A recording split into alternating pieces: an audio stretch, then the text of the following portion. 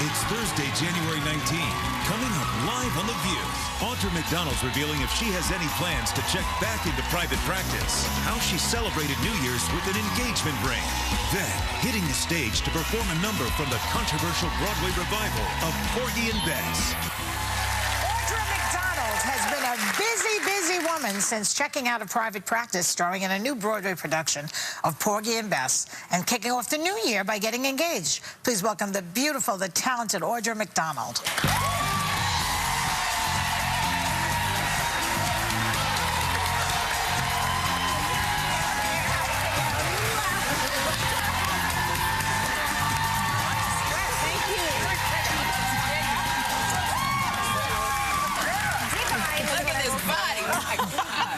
We have to say to you, congratulations, girl, because you got engaged to fellow actor Will Swinson on New Year's Day, and he was here last year.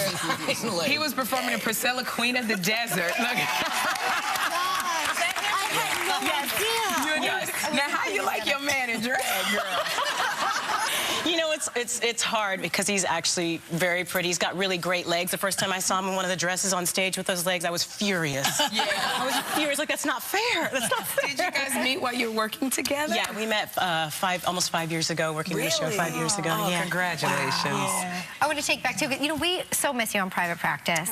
And you have to miss the time there. But do you watch, too? I watch, of course. Oh, yeah. I mean, those are my buddies. That was my family for 4 years, and I miss them terribly. And a lot of them have actually come out to New York recently, and I still talk to them and text, and we see each other. Is it true that you did, you know, private practice in large part to get rid of your fear of being on camera? Yes. Girl, you've been on stage like practically your whole life. It's different. It's different. Being, you know, being on stage, the audience is away from you. There's usually an orchestra pit in between, so you can do your thing and the lights are low. But with the camera, there's these things and they're right in your face. And I used to think, oh God, that's like a monster over there, and I don't know what to do. And am I too big? So I would just sort of freeze up. So I thought, let me do a TV show where I'm on camera 12 to 15 hours a day, and I lost my fear. You cured it? Yeah, a little bit. Yes, for the most part. Yes. When you're doing it really early in the morning, you know, at 5 o'clock in the morning, you don't care about anything. So, yeah. Which is good to go. I want to ask you about the stage, because your latest Broadway show is called The Gershwins, Porgy and Bess, but it's different than the original opera version. Can you give everyone like a little bit? Yeah, it's a little bit different. We've stuck to the absolutely the same story. It's still the same love story between Porgy and Bess and her sort of murderous boyfriend, Crown, who sort of comes in and creates a lot of havoc. And, you know, we've stripped it down to about 2.5 hours as opposed to the original, which was 4.5 hours.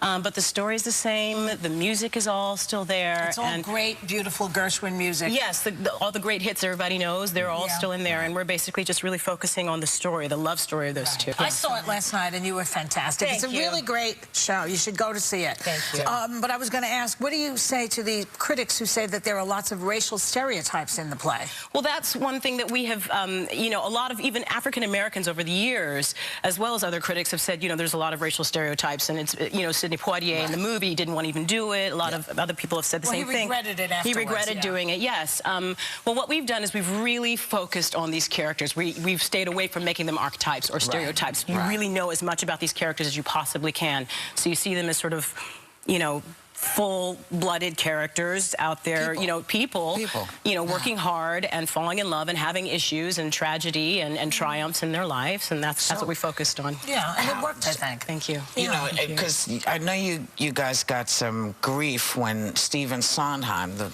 composer, wrote us a very stern letter to the New York Times last summer, complained that he felt that the masterpiece had been violated. What did he mean?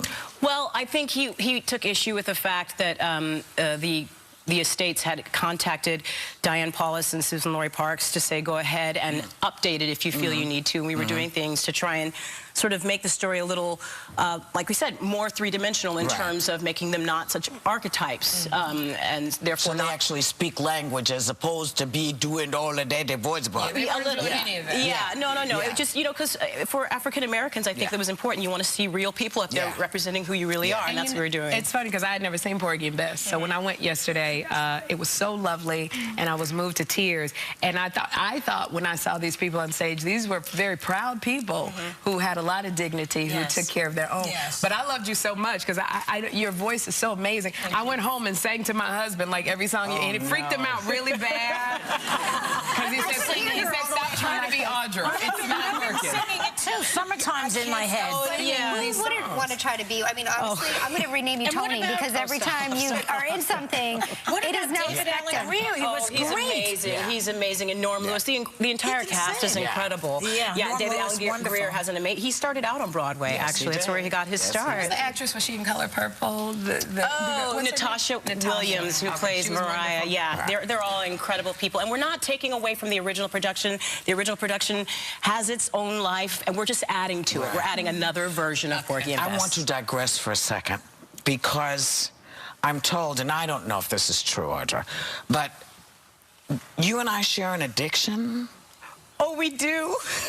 Smoking? No. Potato chips. It's got to call it. I knew it. Potato chips. I'm obsessed. Tell me. You got to go to Kettle New York cheddar chips. You do the wise ones, which are fine, but the Kettle one, I can do like a whole bag. Are they crispy and greasy? No, honey, it's all about flavor. Flavor right on your tongue. I need the grease. No. You need the flavor. That's how I keep my hair shiny. Flavor.